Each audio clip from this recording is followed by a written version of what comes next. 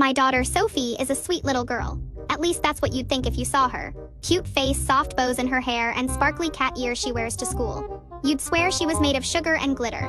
But nope, Sophie is chaos wrapped in a tiara. Last week, she got into it with her classroom nemesis, a kid named Hunter. Let me tell you about Hunter. He's the kind of boy who eats pencils for fun once, right in front of the lunch lady. He actually looked like a meatball with legs. Anyway, apparently Hunter made fun of Sophie's lunch. Not the food, the note Faye left for her. You know those little, have a good day, baby notes I stick in her lunchbox? Yeah, well, Hunter read mine out loud in front of the whole class, in a British accent like he was performing Shakespeare. Super dramatic, super embarrassing. The kids were dying laughing. So what does Sophie do? She doesn't cry, she doesn't tattle, she thinks like immediate, silent planning. The next day, I get a call from the school, the vice principal, and he starts with, so this is going to sound weird. Not what you want to hear on a Thursday. Turns out, Sophie brought a fake pregnancy test to school. You heard me. A fake positive pregnancy test, the kind you get from a prank store. I had no idea we even had one in the house. Turns out, she bought it online with my Amazon account and hid it in her pencil case. So, that's great. Anyway, she left it on Hunter's desk during recess with a sticky note that just said, call me.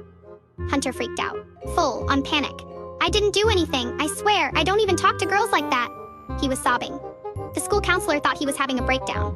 They called his mom, they called me. So now I'm sitting in this tiny office with Sophie, who's just sitting there swinging her feet like this is completely normal behavior. And the vice principal is looking at me like, ma'am, your daughter has a sense of humor that concerns us. And I'm trying so hard not to laugh because it Faye wrong, it is. But also it's hilarious. Then Hunter's mom gets on speakerphone yelling, what kind of 11-year-old thinks of something like this? And Sophie goes, one who doesn't like being humiliated. I nearly fell out of my chair. We got a 3-day suspension. Not for the prank itself, but for unauthorized medical items on campus.